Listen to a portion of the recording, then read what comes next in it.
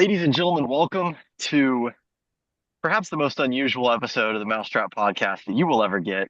I am your host, Carter Thweet, joined as always by my co-host, Isaac Hardy. Hey guys.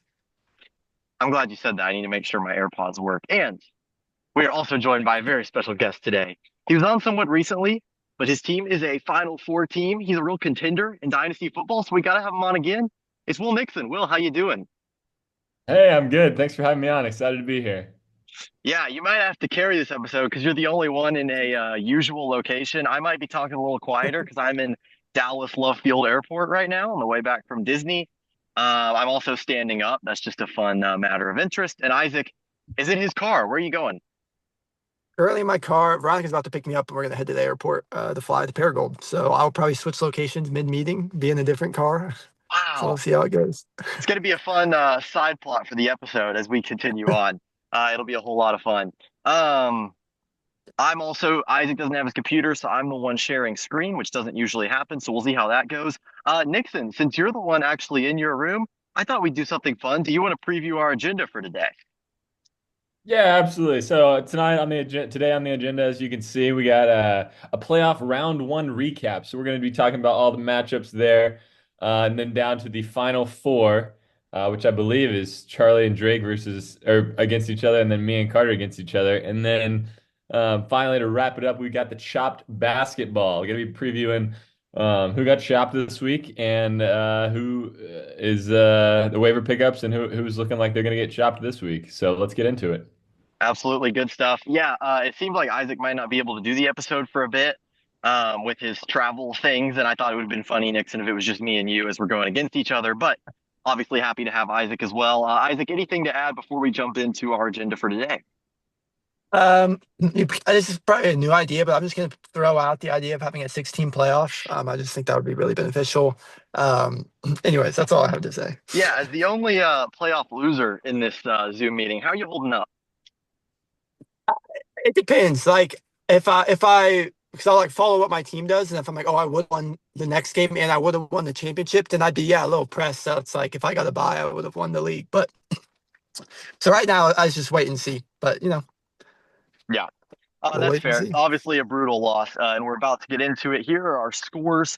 Again, I'm going to try and hide our faces. I hope this works. Now I'm advancing slides. There we go.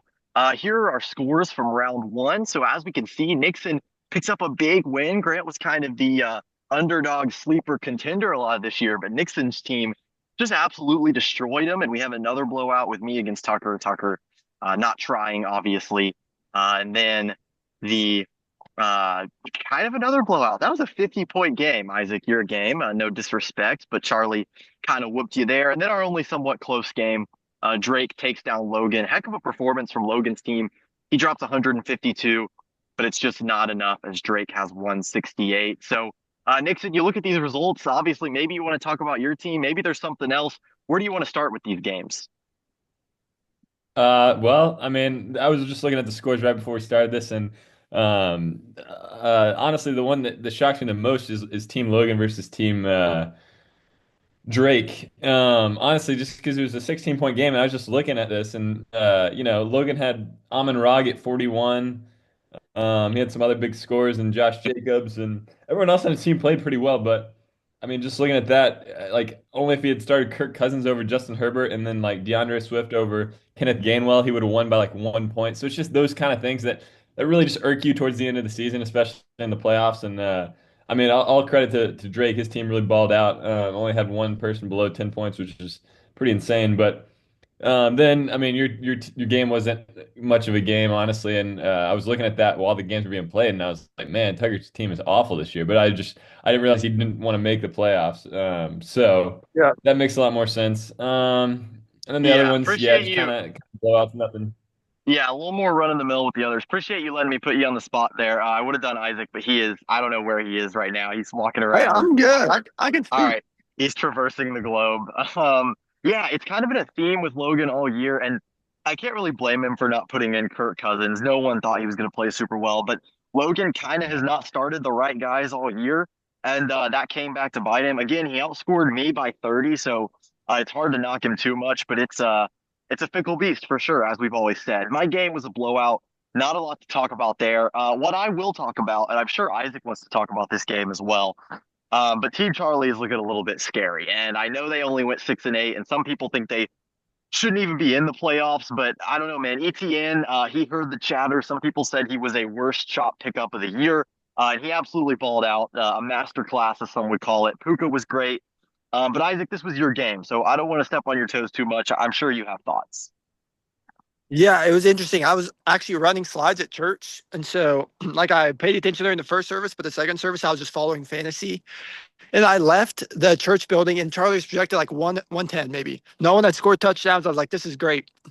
Then I go and eat lunch with my dad and brother who are in town. I check my phone again. He has 160 points. Travis Etienne scores like 3 receiving touchdowns while I'm not watching. So it's one of those like rally cap moments. I'm like, I think if I kept following the scores, I would have won this week. But since I put my phone down, then his team started to score, which is really tough. But honestly, like I mentioned in the chat, like my team, 118, like I would have lost against anyone this week. So it's kind of like, I don't know if I really deserved to win. Like if my team had done like 165 and I'd lost, I would have been impressed. But this is, tough, and that's how it goes. Yeah, sometimes the guys just don't play well. It is crazy that Travis Etienne had 32 rushing yards and he scored 31 points. I don't know that I've ever seen a stat line like that. Again, not a lot from my game to talk about. So, Nixon, we'll go to you with your own game. You absolutely killed Grant, and I'm kind of worried. We'll talk more a little bit in a second about a round two preview, but your team kind of seems like it's peaking at the right time, whereas I feel like mine might have peaked a few weeks ago. You beat Grant 154 to 100. What'd you notice from your game? I mean, yeah, as many people know, my receiver game is not super strong. I'm starting two wide receiver twos pretty much. Actually, maybe one wide receiver three, but and then I've got two tight ends on my roster. One is in the flex spot. So that's kind of been a struggle. My running game has been pretty strong all year. So there's definitely some holes in my offense, but I definitely got lucky with this week. And hopefully they can continue to perform for the Final Four. Sorry, I Back to couldn't. I you. muted myself because I thank you. I muted myself because I thought there was some airport chatter, and then I don't know, it wasn't showing up for me to unmute myself. The thing I'll say with your guys is some of your receivers are actually playing decent. Jacoby Myers has been really good lately. He kind of had a down week last week, and he still got 12 points. And then on your bench, Shaheed has put up 16 and 12 in back-to-back weeks. So there are at least some guys who are. And by the way, that was without touchdown. So there are some guys who are looking like maybe they could be decent. I don't know. It's kind of scaring me a little bit. We'll get into it more with the preview. Isaac, seeing as this is where your season ends, and it's hard to be too sad for you because you did win shops. Congratulations again. But any other takeaways from round one that you think are just really pressing to note? I would just say I'm rocking with Nixon. I think I got a Nixon a team. Show me what you got jersey. No transactions, no trades. I would love it if you won the league. I like just how perfect that would be amazing. And with how many moves were made this season too, like people were around the Right. trade deadline were so pressed to like I got it, and Nixon is just like nah. Um, I don't know, Nixon. We're gonna get into the preview in a second, but you think you got a shot? How you feeling about the boys as we head into the final four? I mean, as long as I got breath in my lungs, I got a shot, brother. I'm always a bet on myself kind of guy, and I definitely think this team. I mean, if you got Josh Allen as your quarterback, I mean, look, he brought the Bills back from a 28 or 21-0 deficit. First time in Foxborough that's ever happened. I saw some stat from Colin Cowherd, but something about. I mean, if you got Josh Allen on your team, you've got a shot, and obviously I do. It's just whether my tight ends and receivers it's their week or not, honestly. Yeah, and I will talk about this more in round two previews, but you used to say if you have Lamar on your team, you got a shot. But now I'm not so sure, and I feel like you have the much better quarterback. All right, I'm tired of saying we'll talk about that more in round two previews. Let's actually talk about the round two previews. Something I'm curious about is if league members actually look at the slides. I've heard a lot of guys say, I enjoy listening to these, and I'm wondering if people actually look at the slides because I put some effort into this bracket. I'm just like, is it worth it? I don't know. But here is our final four bracket. We have me versus Nixon. We have Charlie versus Drake.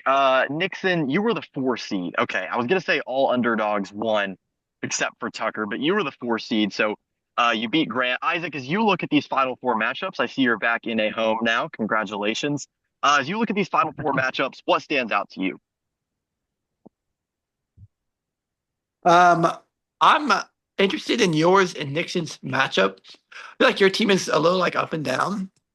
Like you said, Nixon's been rising. Like last weekend, you scored 120. I feel like you've had some amazing weeks, but also some down weeks. So I think that's the more interesting matchup. Because honestly, like we said, I think Charlie's team is like a scary win around. But if he doesn't, um, like if you even if he wins this round, I feel like eventually that week that doesn't do well. And so I'm like, even though there's maybe a little bit of fear when it comes to Charlie, like you went to play him in one round. I don't know if I'd be worried about him as a championship contender. So I'm going to say that whoever wins yours and Nixon's matchup is going to win the championship. That's my prediction. Okay. I don't strongly disagree with you. Yeah, a couple things as we look at this matchup. Achan has a matchup I really like against Cincinnati. For Nixon, my wide receiver situation is also really weird. Devontae Adams went down, which is an absolutely crushing blow. But then Drake London might come back. And then Kirk Cousins played well last week, but like, do I trust injured Drake London with Kirk Cousins as his quarterback? So I'm having to change some things around with this lineup. And Nixon's team, like, yeah, that's why I say it feels like my team is not peaking right now, right? Like Devontae Adams is hurt. I already lost Sam Laporta. I had the lowest total of any winner last week. I had 120. I would have lost to a lot of other teams, like Logan, for instance. And I don't know, it kind of feels like Nixon's team is peaking right now. I don't want to hype him up too much, but Bo Nix has a pretty good matchup against Jacksonville. And obviously, as long as he has Allen and Achan, he's got a shot. I don't know, Nixon, what are you thinking about our game? First of all, I think something's covering your mic. You're a little muffled that one time, but yeah. And when I'm looking at this matchup, I mean, you got Matt Stafford playing tonight, which is tonight is Thursday. If you're watching this at home, and they're playing in Seattle's defense. I mean, you never really know with Thursday night matchups, but yeah, and then Lamar, he's definitely had struggles all year. So, I mean, I like the Josh Allen matchup against him, but I mean, CMC and Derrick Henry, they can go out for 20, 30 points on any given week. But then the thing you said about the receivers, they're hit and miss, and I'd say mine are too. So, let's see. You're projected to win 129, 118. I'll take me to cover, but I think you got this one. But I think I'll cover with the 11 points. I'll take the spread on me. We should start doing spreads or something I think would be interesting. And I hope, am I muffled now? I don't have a mic. I'm just talking. Do I You're a sound little okay? more muffled. We can understand you, but you're a little more muffled than you were. All right. Well, I hope that fixes itself. I don't really know what to do there. But the one thing I'll say, I think, especially as we get some more tanking teams late in the season, and we just know some games are going to be hydrogen bomb versus coughing baby. Isaac, I do think it would be fun to pick against the spread. That's something we should consider. I'm going to pick my team just because I am projected to win by 11, and I just don't feel like it's time for the season to end yet. Nixon, I thought you were going to pick your guys. You said as long as you have breath in your lungs, you have a shot. Oh, I definitely have a shot, but I also have to be realistic at some point. And like if my receivers don't play well, then I'm toast. And my tight ends, Colson Loveland, the rookie. But but you know what? Yeah, yeah. I should be more confident, but you always expect less, but then you be happy when you get something better. You know what I'm saying? That's true. The last thing I'll say, and I want to hear Isaac's pick. I'm also struggling with who to start at quarterback. Trevor Lawrence has been balling, but he has a tough matchup against Denver. Stafford also has a tough matchup against Seattle, and then Lamar has just been bad. So I feel like I have three okay options. I don't really know who to go with. Isaac, are you going to make it a clean sweep, or are you going to take the underdog and pick Nixon in this game? Um, yeah, I think I'm going to stick with Nixon here. I don't know. I just like Josh Allen, and it's like A Chain's been popping. Like the Dolphins' offense has really become run heavy. Like you said, his receivers have been fine. Loveland's actually becoming like a weapon in the Bears' offense. Like, I just think his team's peaking at the right time. Devontae Adams out hurt. Devontae Adams being out hurts, and again, your quarterback room is just who's going to start. And even if you get it right, none of them feel like they're going to boom. Like Stafford could have a good game, like 15 points. Lamar could have a good game and get 16 points. It's like it doesn't feel like that's really going to be a game changer. Whereas Knicks and Allen have been absolutely hooping for Knicks, and I think that's going to continue. Yeah, it'll be interesting. It'll be really funny if Nixon wins the championship and has all of his picks as well. That would be a nice situation to be in. All right, Isaac, you just played Charlie, and I know you're familiar with Drake as well. When you look at that matchup, what are kind of some of the things that you see between the 6 and 7 seeds in this matchup? Subtle. That was like intentional as I said it, but it wasn't like super intentional. It was like 50-50 intentional. Yeah, I think this is an interesting matchup. Like we said, Charlie's got some hitters with Puka and JT, but Like you said, Puka, that Rams offense is running to that Seattle defense. I think that would be kind of a low scoring game, like a 17-14, something like that. So we'll see what his volume's like, but also with Devontae Adams out, he might get some of that touchdown volume back that he had early on in the season. And with Drake, like his wide receiver room has always been in question, especially after those trades he made, sending out all of his first to basically downgrade his wide receiver room is pretty crazy. But like if Justin Jefferson can't get it going with JJ McCarthy against the Commanders defense, I just don't see much hope moving forward for him to be popping off. QJ has become literally a factor in that offense. So I think it's really going to be like, can Trey McBride score 36 points this week like he's been doing like every other week? And if not, I think Drake's going down this week. Yeah, it's interesting. Drake has the highest projection in the league of 138. That's like nine more than me or anyone else. And when you look, it is solely because of Trey McBride. He's projected to beat Charlie by 11, and he has a 12-point advantage at the tight end position. So there you go. The thing I do want to ask you about, Isaac, because Trey McBride is the high of Drake's roster. There's also some low. So you talked about Justin Jefferson. I don't know if you've been locked into the Vikings this year with how they haven't been great, but he's also starting Aaron Jones, who has been injured and has not dropped double-digit points in the past 4 weeks. What do you think about that? Do you think, as a Vikings fan, do you think there's a chance of him playing well? That in his flex spot, I assume he's still got It's Bijan and it's James in Cook. it's in his flex spot. Yes, Bijan and James Cook are his starters, and really the only Well, person he could put in, DJ Moore is projected 9, Jalen Coker is projected 11, Jones projected 11 as well. right. I mean, he ran, I think, Trey Tucker, Devon Vale. I don't even know who that is. I think he's just looking for answers in that flex spot. And, Aaron Jones has been fine. I've actually watched a couple of the Vikings games recently. And, like, I don't think he's going to win the game off of Aaron Jones, but he could get 10, 11 points. I don't think that'd be unreasonable. He doesn't have many other options there. Yeah, I'll go ahead and make my prediction. I'm actually going to disagree with you, Isaac. Looking at these rosters and the points they put up last week, I would not at least feel confident saying the winner of me and Nixon is going to win the championship. They could, but these are two really good teams. Um, I know Drake's projection is 11 higher. I've just got a feeling about Charlie. I don't love this Aaron Jones and the flex move here. He's really relying on Trey McBride. If you're Drake, both teams are really good, but Charlie's team went off last week, and I see no reason that that won't continue. I think the team is stacked. And I'm going to pick Charlie, and I think if he wins, he's going to have a really good shot at the championship. Hmm. Any other predictions? Isaac, I don't know. It didn't sound like you made a prediction. And Nixon, I don't know if you have thoughts on this other game or if you're just staying, if you're trying not to look too far ahead. I don't know. But either of you guys have predictions for this Charlie Drake matchup? Um, I think just the way Charlie's team boomed last week, I feel like so often that comes down some of those guys who are just scoring way above their pay grade, so to speak. So I think he's going to come down to earth. And I think a lot of Drake's guys who have been booming, like Bijan and Trey McBride, have just been doing that consistently all season. So I think I'm going to run with Drake here on this matchup. Trey McBride is an Yeah, absolute fantasy monster. Sorry, go yeah, ahead. You got a prediction? I was honestly unfamiliar with the. I mean, I knew Trey McBride was probably the number one tight end, but I was just looking at his numbers. I mean, not just the past couple of weeks, but all season. I mean, it's been insane what he's put up. I mean, looking at this matchup, it Drake's team is I feel like more boom or bust. But honestly, I think I'm going to take Drake on this one too. I mean, uh, the only like question marks I guess would be like Justin Jefferson. Is he going to get these catches?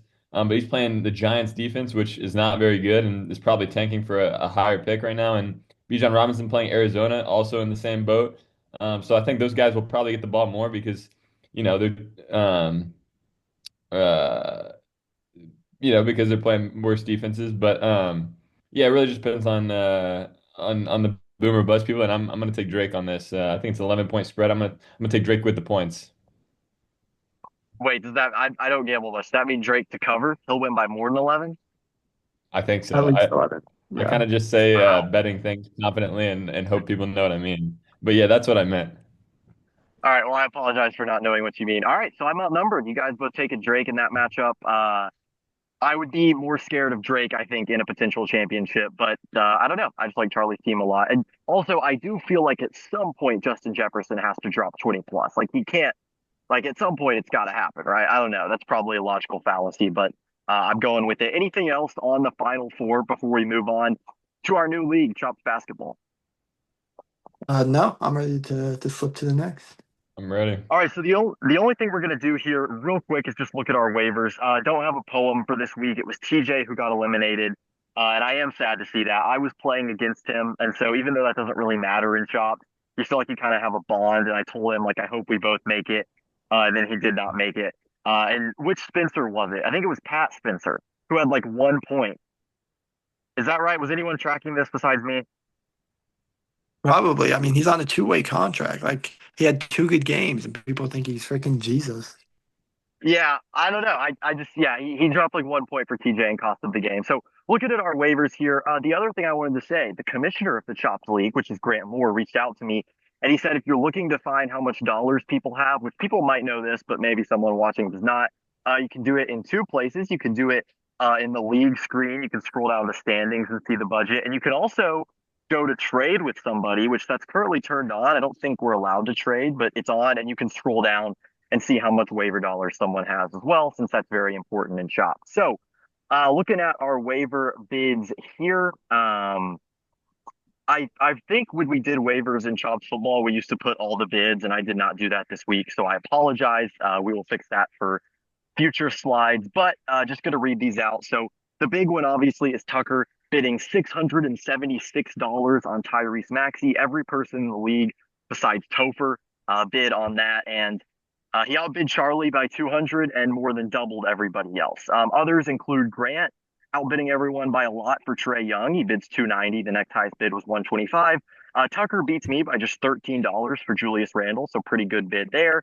I bid $67 on Nas Reed. That was on purpose. However, it was also stupid as the next highest bid was three. Isaiah Hartenstein was a $65 bid from Tucker. Next highest bid was 18. I outbid Evan 39 to 20 on Zion Williamson. And then Marvin Bagley and Jaden McDaniels, who I actually have already locked in this week, were both $1 bids. So I'll give you guys the floor here. I just read them out. Oh, also I added Nurkic. I just threw that in there because it was me for no money. Any of these jump out at you guys if you're looking at our first ever Shop Basketball waivers? The main thing that pops out to me is how much Tucker spent on Tyrese Maxey and just how much is around. Like if you remember in our football one, like so much money got spent like those first 2 weeks, and afterwards it's like if you had money, you could get literally anybody you wanted pretty easily. So my strategy is like just kind of stay pat for a little bit and see if I can get a couple weeks in and then have way more money than everybody. Yeah, Nixon, as you look at these Well, I'm waivers, glad. you I'm did. glad. Yeah, I was just sorry. I was just going to ask. Go ahead. What are your thoughts? Uh, well, I was just gonna say I'm glad Isaac has some strategies in this. I don't really have any strategies because I got chopped first week of the football, so I'm still kind of new to this bidding process. And I did put two bids on two different players, Jalen Brown and Tyrese Maxey. They're about 250 each, which Jalen Brown I wasn't too far off on, but Tyrese Maxey, I mean that is a high dollar percentage for that guy. So good luck to Tucker the rest of the season trying to bid on players. But hey, if it gets him to the next week and I get chopped, then I'll be eating my words and wish I had put some more money down on him. But yeah, what were you gonna ask? Yeah, no, I was just going to ask what your thoughts were. And I forgot to read out Jalen Brown, so I'm glad you said that because he went a little later because of some technicalities. There were also 10 bids on that, and it was also everyone except for Topher. And $300 he goes to Charlie. Nixon, I wanted to ask you about that. I don't know if you have any insights, but you live with Topher, as we're all aware, and he has the lowest projection this week by like 20 because he did not put down a bid on a single player, not Jalen Brown or Tyrese Maxey, who everyone else bid on or any other player. I don't know if, not being in a group chat is doing something here. Do you have any insights as to why he's gone with this zero bid strategy? No, I don't. I mean, I live with the guy, and I don't know his reasoning behind not bidding. Yeah, it could be just because he doesn't know how a chopped league works. I'm not sure if he's ever been in a football or basketball league. But yeah, that's definitely something I can ask him about, or I mean, maybe not ask him about and hope he gets chopped so it's not me the next week, you know? Yeah, I'd be curious. I didn't know if you guys, I didn't know if you guys discuss shop basketball strategy in your off time. And it was weird because I guess talking about my Nas Reed bid, he said $6, $7, haha, 6, 7. So he's clearly monitoring some of the developments in the league, but just didn't have anything to add. I also thought the Tyrese Maybe Maxey he's bid was spreading his high for money. Tucker. What'd you say? Yeah. Oh, I was just gonna say maybe he just is so confident he's gonna make it to the next round that he's saving all his money for the next round. Maybe, could be. But I don't know. I feel like there's also some guys that have $1,000 left because they didn't hit any bids, like yourself, for instance. And so I don't know how much of an advantage that gives him. Trey Young for $290. I feel like we got to talk about that. More than doubled the next bid Grant gets him, and I believe he's injured right now. He's a game time decision, so should be seeing him at some point this week. Isaac Nixon, I don't know if you'll have any thoughts on that. Pretty high Trey Young. Yeah, I mean, Trae Young's really good in fantasy, but like we've seen, he's missed a lot of time, and this Hawks roster has been doing really well without him. So I think when he comes back, it's not going to be the Trae Young spams 75 pick and rolls every game like we've seen in the past. So he may not be 24 and 12 like he's been in the past, making him so good in fantasy. He might be closer to like 17 and 7, which is still valuable, but not $290 worth of value there. And then there's also some discussions he may get moved as well. And that, of course, would just change kind of his value. You don't know what sort of system he'd be playing in the acclimation period. So just an interesting bid there from Grant. I get it. Like, I think Trae Young's type of guy where we could be like in the last 4 or 5 weeks and we're like, man, that was such a steal. Trae Young is killing it right now. Like, it's so good he got him. But it also could be a guy who's back on the block in a couple weeks. Yeah, I could see it for sure. Looking at these others, there's nothing else that really jumps out at me. I mean, I way overbid on Nas Reed. Julius Randle was a high bid. I don't know. Anything else that jumps out at y'all from Chopped Basketball? I do miss Chitty spending like 200, 2,500 bucks in like the first week on bids and only getting one of them. And football, you remember that? I do. Yeah. Is he didn't get Nope. anyone this past time, did he? What? No. Nixon just said nope to remembering that because he got chopped. Yeah, it was, well, there were podcast episodes out around that time.